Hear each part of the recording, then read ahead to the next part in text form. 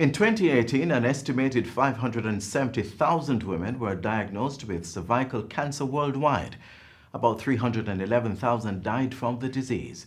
Persistent infection of the high-risk human papillomavirus, HPV types, is the main cause of cervical cancer. January is observed as Cervical Cancer Month when awareness is raised about the disease. Ladies, get tested and if you can, take the HPV vaccine. Welcome to Jamaica Magazine. I'm Edmund Atkinson. We have an interesting show lined up just for you, so stay tuned.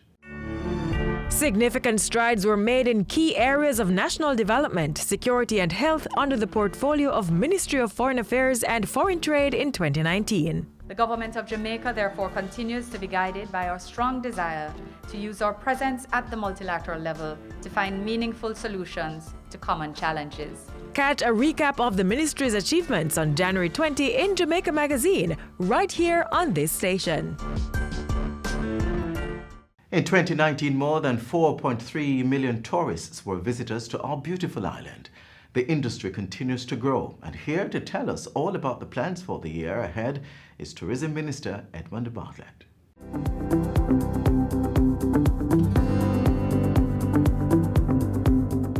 Welcome to Get the Facts, the program that provides you with information on government's policies and initiatives. I'm your host, Enthros Campbell.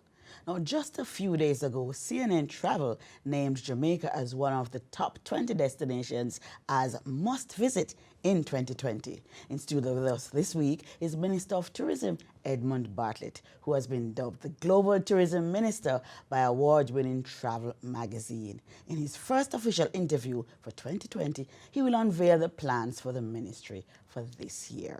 Minister Bartlet, welcome to the program. Thank you, Enthros. And congratulations. Oh, thank you. So Very good to kind. have you.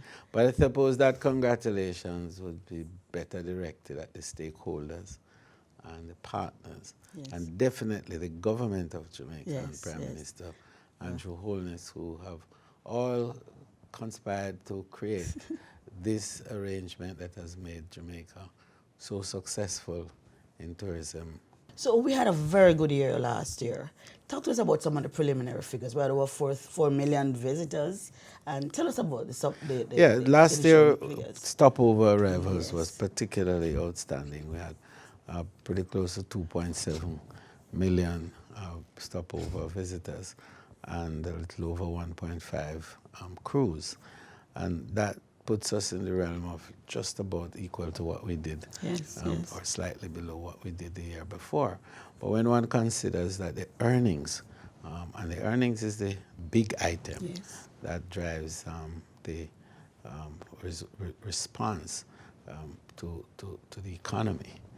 We earned $3.7 billion, which is nearly 400 million more than the year before. Yes, so that's yes. 10.5% increase. That's significantly higher. Yes. And we have not had double-digit growth in earnings for forever, if you ask me. Yes.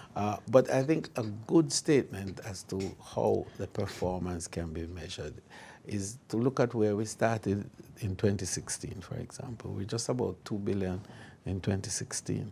So in a matter of 3.5 years, we've been able to increase the earnings by $1.7 billion. Good stuff. So, you know, that's almost double What are we doing different? what we earn. Well, what we're doing different is that we're marketing in a more pointed way on the basis of better data and being able to allocate more optimally and to utilize our resources and skills in a more precise way, so we get results on the basis of where results are to come from. Yes. You know, sometimes you spearfish and sometimes you net fish. Well, we've been spearfishing quite a bit and we're getting the results and we're able to measure our return on the basis of that.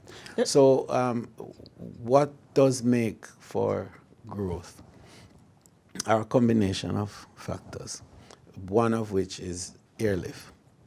You know, so we have added rooms, but if you have added air capacity, you are sure to grow. So some people think that if you just add rooms, you will grow. It doesn't work that way. What makes you grow is if you're able to connect with destinations, if you're able to bring people to Jamaica. And in our case, we are not a country with borders. We're an island state. So you have to fly, by and large, to come to Jamaica. Nobody could take a train to Jamaica or decide to drive across the border to Jamaica. So for us, air connectivity is the heartbeat, is the centerpiece of our connectivity issue. Let's talk about tourism linkages, the tourism linkages network that was established so Jamaicans can earn a piece of the pie, the tourism pie. So you strengthen the linkages with some sectors, some very strong sectors, like agriculture, entertainment, economic, and so on. Tell us, what are your plans? How has that been going, and about your plans for this year, 2020? Well, I'm very pleased with the energy that has been displayed and demonstrated with the networks. When I established the networks, it was a recognition that people travel to fulfill their passions. And so what are these passions? 88% of the world travel for food and food experiences. So gastronomy was natural as the #1 network to establish, which we did. And we established a team headed by Nicole Madden-Gregg, and that has really exploded.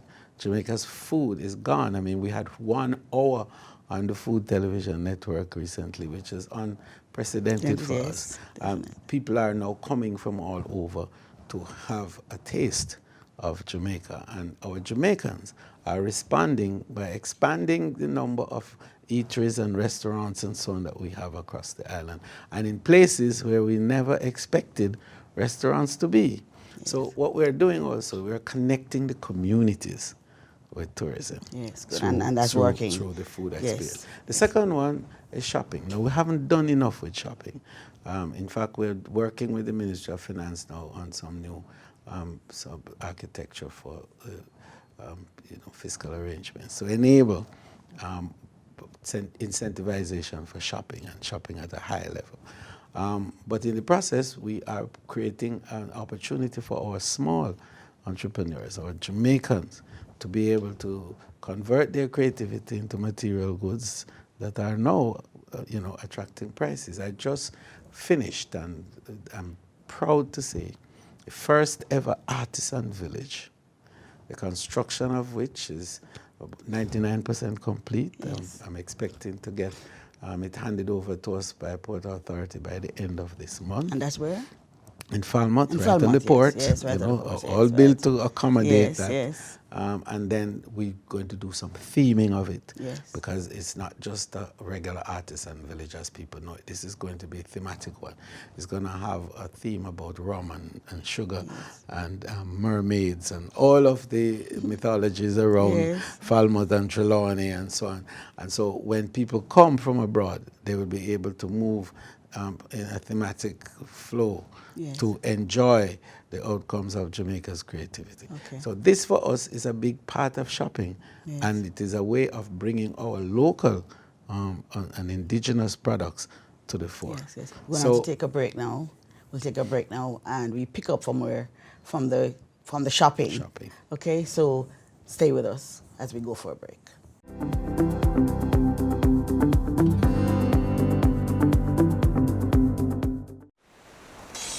Let's get a little breeze on this land. All right. Now let's get some bounce in the rhythm. All right. Let's get some fire on our hearts. Now that is what we call all right. Run, come, get some Jamaica.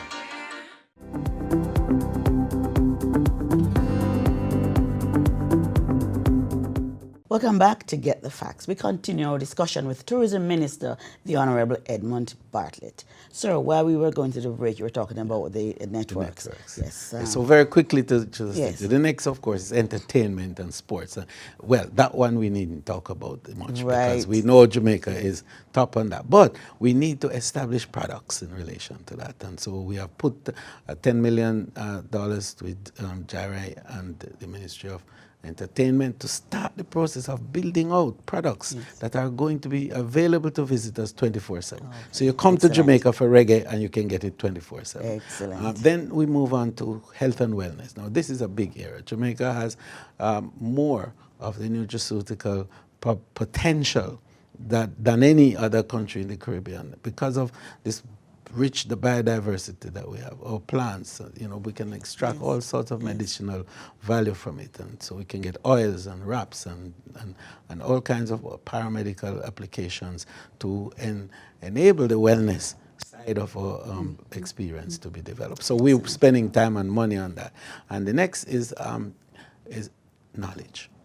Knowledge is a big item, meetings, conventions, and all sorts of exhibitions, and edutourism to bring people for short courses and training and so on. So we are excited about those. These are the reasons people travel, and we are building out products around it. This is the first time that any government has been so comprehensive in terms of its appreciation of what are these passion points that drive visitor arrival.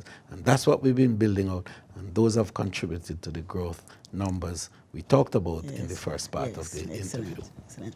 So last year, 2019, we had some complaints, some reports about tourist harassment. We did an audit, and how did that go, and what are the plans for this year? Okay, well, we completed the audit. We are now preparing a manual on tourism ethics, and we will be the first destination, arguably in the world, that would have completed this manual, because the UNWTO has just written its convention on tourism ethics, and we are the first country that is having now a codified set of rules and regulations which will guide how tourists behave with tourists, as well as how visitors will behave with locals, and then how locals will also behave with each other. And this is going to be very significant. So we are in the closing stages of creating that document, which we will have in the first quarter. Certainly I'll have it ready for my budget presentation. Very good. We're looking forward to that. Now, we're now in the winter tourist season. How is that going so far? Well, we don't have winter tourist season anymore. We don't have any seasonalities anymore. We just have tourism flow in Jamaica now. And just to differentiate the periods, we probably call this the high season. So the high season has started with a bang. December was very strong. It was one of the best Decembers we've ever had. And January is going well. We're up some 4% now. But then that's the middle of the month. And January is usually a very soft month, because coming out of Christmas and New Year's, everybody's gone back to work and so on and so on. So it tends to be a little soft. However, this January is bumping. And we've done over 90,000 visitors already for the month. Yes, so we are expecting to clear 200,000 in January, and that will give us a significant growth, 5 to 6%, which is in keeping with our 5x5x5. Right. What are your plans for renovation of some tourist spots? Well, I tell you, the hotels are continuing to improve and to renovate, what we call being crisp and being always fit for purpose. So they continue to renew, but we're getting a lot of new products, and that's exciting. New attractions that are coming on stream, as well as we're getting a number of new rooms. We're expecting to break ground within the next 3 months for just under 6,000 new rooms. Now, that's significant in terms of the expansion program overall. This wave of rooms that are coming to Jamaica is going to be the largest single period for growth in accommodation. But that accommodation is being augmented by the sharing economy and the implications of the Airbnb and other such disruptive models that are now available, bringing accommodation to the average person and making it also dispersed around all parts of the country, so that tourism is now being inserted in every nook and cranny of Jamaica as a result of this, what we call democratized accommodation arrangements. So as we increase accommodation and renovate some others, where are some of the destinations that you're targeting? Because, you know, you recently came out of South America. We're targeting South America, and now there's talk about India. Tell us about what countries are you, who are you well, going you know, for the Jamaica? emerging markets of the world are now in Asia, primarily, and coming out of Africa as well, and then South America. Well, we've dealt with the South American market. We brought in LATAM, which is the largest carrier in South America. Having that with COPA, we are now the most connected destination in the English-speaking Caribbean for South America, and that is really what we wanted. So we're taking off there. Now, Asia, Japan. We've been into Japan. We're working through with tour operators, and we've gotten some good media coverage there. The Tokyo Times just did a beautiful spread on Jamaica, which covered a number of areas, including our tourism. And then from there, we're going to India. India is an exciting new destination for us. India is going to be the largest population of the world by 2025. And it will surpass China. And it's one of the fastest growing economies of the world. So it is going to have more middle class ready for travel than any other destination on planet Earth. This is a place for us, not only because of the numbers and that potential that it offers, but the congruities. We have Indians here. We have the 1% of our population from India originally. But the Caribbean is also, you know, well populated with Indians. They speak English like we do, and they play cricket like we do. But most importantly, they have great big weddings. And so when there's a wedding in India, it's hundreds of people, and they celebrate for more than 14 days. So that's the market that we're particularly interested in, and we're going full blast for the Indian wedding market. Yes. You also plan to invite Miss Nigeria, who's now Miss Africa, and Miss Asia to Jamaica in March. Tell us, is it March? Tell us about that. Well, the work is going on.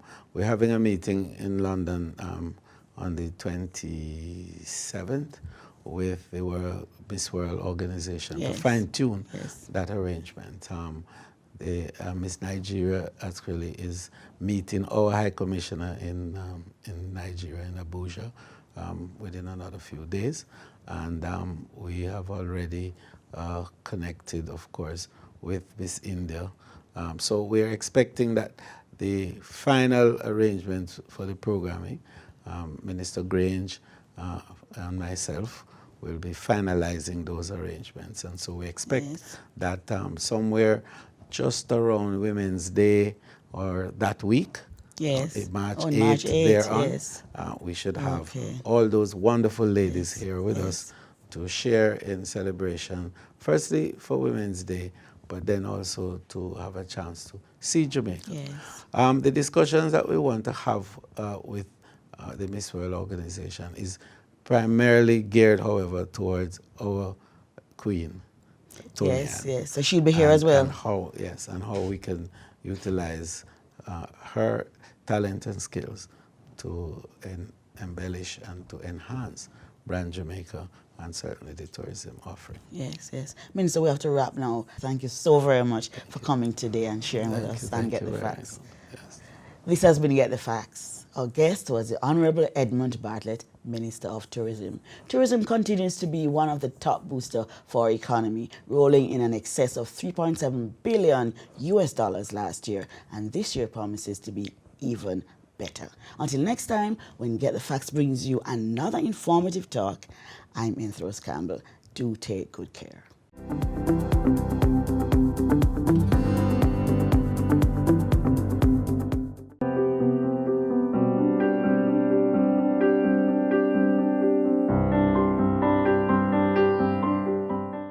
12,000 women are diagnosed with cervical cancer each year.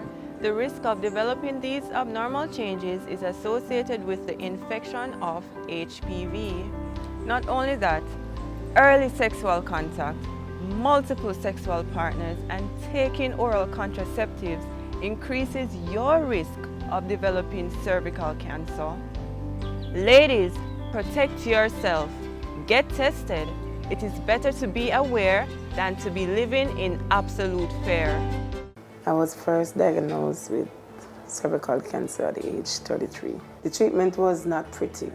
It was terrible. I couldn't go to work, and I spent the whole 5 years out of work. The pain, the struggle, I removed my womb. I thought, I'm finished with cancer. 2016, cancer come back. There's hope for your daughter. My experience don't have to be her experience. So mothers, give your children the vaccine. It will be good for your sake and for the children's sake. Don't wait. Vaccinate against cervical cancer. A message from the Ministry of Health. Jamaica, this are the national cleanup crew. Come join the fight, stop mosquito from bite you. That mean we are go clean up school, workplace, home and community too. Let us fight against dengue. Join the National Dengue Cleanup Crew as we search for and destroy mosquito breeding sites from January 24 to January 26, 2020. Jamaica, this are the national cleanup crew. Come join the fight, stop mosquito from bite you. Mosquitoes wanted dead, not alive. A message from the Ministries of Health and Wellness, Culture and Local Government. Dengue has been a matter of discussion and concern all across the island.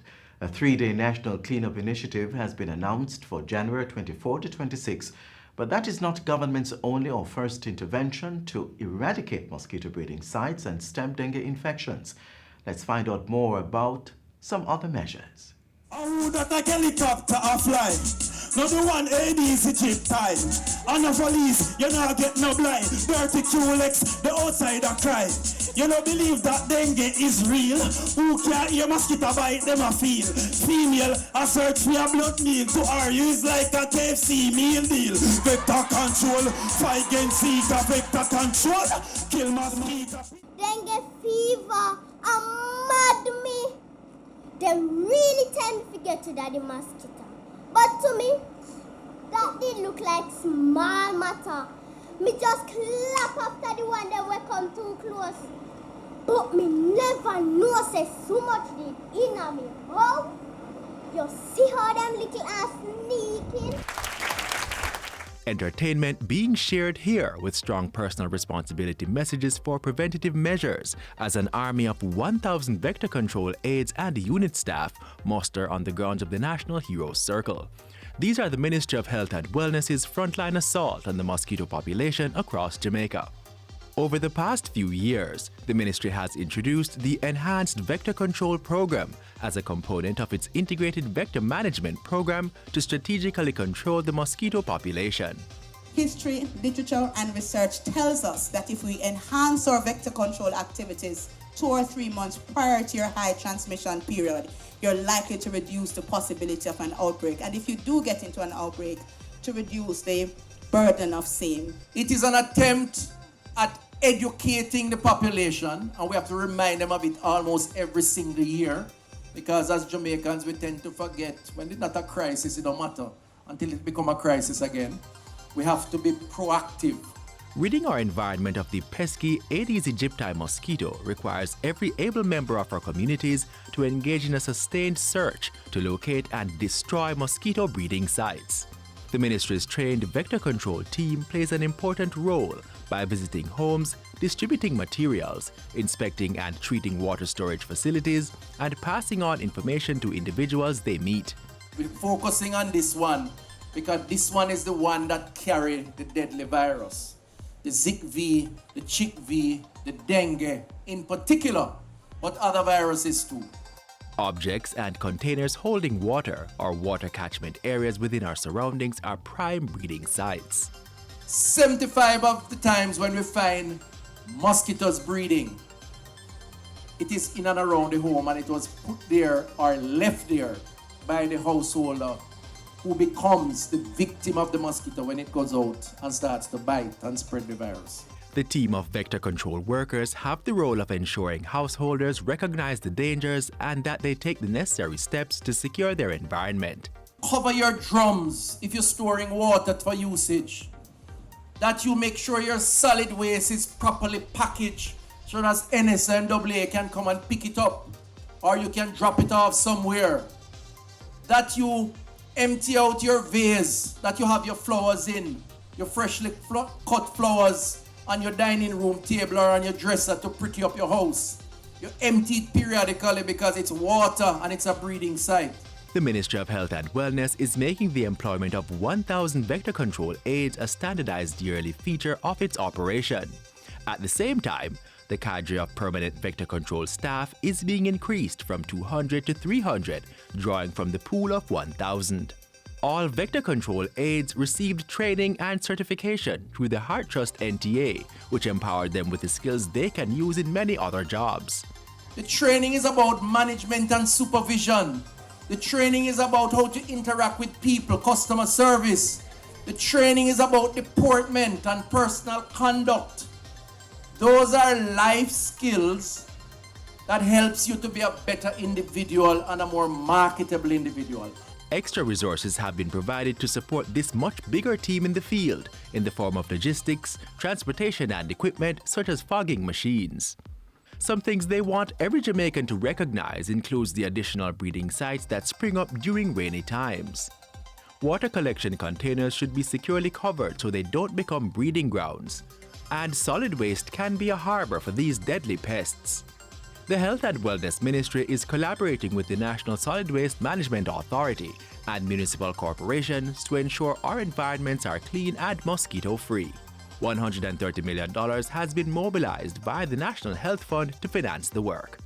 The NSWMA stand ready to work with the Ministry of Health and all other partners because we have a mantra and we share it right across.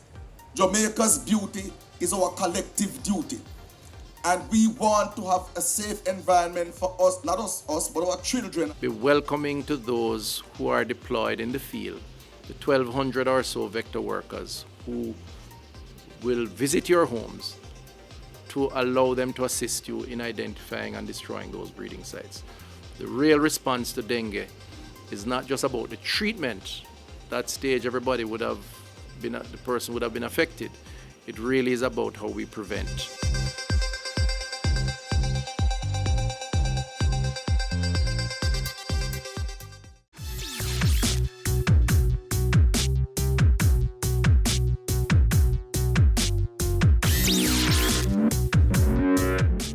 Cervical cancer is the fourth most common type of cancer in women. Vaccinate early to lower your risk of getting the disease. Conduct regular pap smear tests. It lasts 5 minutes while the impact of cervical cancer lasts a lifetime. Make sure you do your HPV tests when recommended. Remember, early prevention and early detection of cervical cancer will save the lives of our women. Do your part as we aim to make Jamaica the place of choice to live, work, raise families, and do business in good health.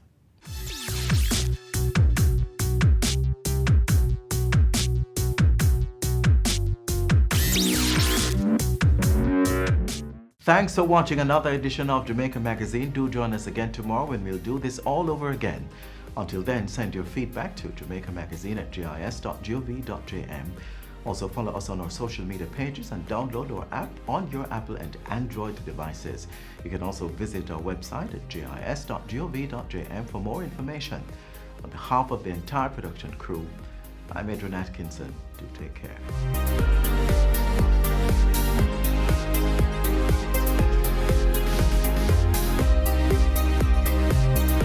This has been a production of the Jamaica Information Service, the voice of Jamaica.